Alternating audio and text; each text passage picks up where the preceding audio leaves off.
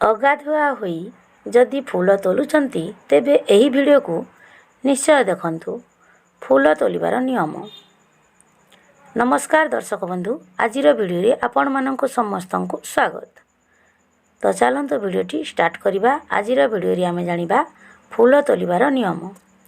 ମହାନ ମୁନି ଋଷିମାନଙ୍କ କହିବା ଅନୁସାରେ ଅଗାଧୁଆ ହୋଇ ଫୁଲ ତୋଳିବା ଶୁଭ ହୋଇଥାଏ।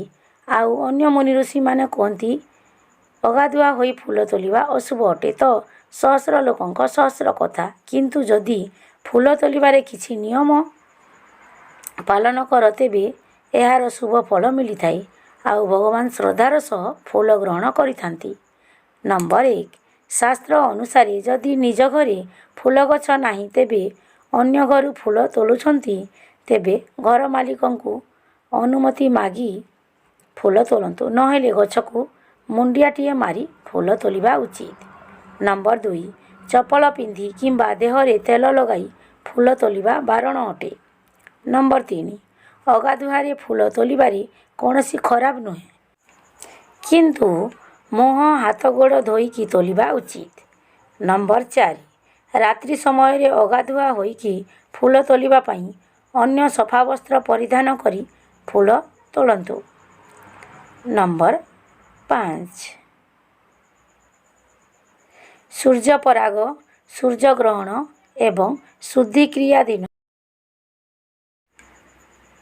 ଅଗାଧୁଆ ହୋଇ ଫୁଲ ତୋଳିବାର ବାରଣ ଅଟେ। ନମ୍ବର 6, ଯଦି ପୂର୍ବ ଦିନରୁ ହିଁ କଢ଼ ଥିବା ଫୁଲ ତୋଳୁଛନ୍ତି ତେବେ ଏହା କରନ୍ତୁ ନାହିଁ, କାରଣ ବାସି ଫୁଲ ଦ୍ୱାରା ଭଗବାନଙ୍କୁ ଦେବା ବାରଣ ଅଟେ। କିନ୍ତୁ ଦୁଇଟି ଫୁଲ ଯଥା ପଦ୍ମ ଫୁଲ ଏବଂ ସ୍ୱର୍ଣ୍ଣ ଚମ୍ପା ଫୁଲ, ଯାହାକୁ ଘଟ ଫୁଲ କୁହାଯାଏ, ଏହି ଦୁଇଟି ଫୁଲକୁ ବାସି ହେବା ପରେ ମଧ୍ୟ ପୂଜାରେ ଲଗାଯାଇ ପାରିବ। ଏହାର କୌଣସି ଅଶୁଭ ପଡ଼ିବ ନାହିଁ।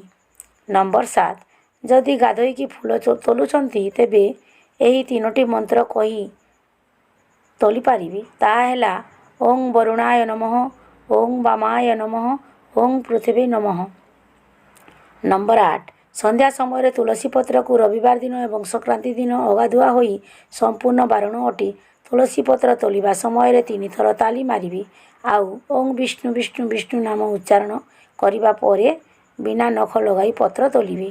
ନମ୍ବର 9, ବେଲପତ୍ରକୁ ଅଗାଧୁଆ ହୋଇ ତୋଳିବା ବାରଣ ଅଟେ। ବେଲପତ୍ର ଡାଳ ଭାଙ୍ଗିବା ଅଶୁଭ ଅଟେ। ବାସି ବେଲପତ୍ରକୁ ମଧ୍ୟ ପୂଜାରେ ବ୍ୟବହାର କରିବା କୌଣସି ଅଶୁଭ ନୁହେଁ। ଆଶା କରୁଛି ଆଜିର ଏହି ଛୋଟିଆ ଭିଡ଼ିଓଟି ଆପଣମାନଙ୍କୁ ନିଶ୍ଚିତ ରୂପେ ଭଲ ଲାଗିଥିବ। ଯଦି ଭିଡ଼ିଓଟି ଭଲ ଲାଗିଛି ତାହେଲେ ଅଧିକ ମାତ୍ରାରେ ସେୟାର କରନ୍ତୁ, ଭିଡ଼ିଓକୁ ଗୋଟେ ଲାଇକ୍ କରନ୍ତୁ ଆଉ ଆପଣମାନଙ୍କ ମତାମତ କମେଣ୍ଟ ବକ୍ସରେ ଜଣାନ୍ତୁ। ଚ୍ୟାନେଲରେ ନୂଆ ଥିଲେ ସବସ୍କ୍ରାଇବ୍ କରନ୍ତୁ।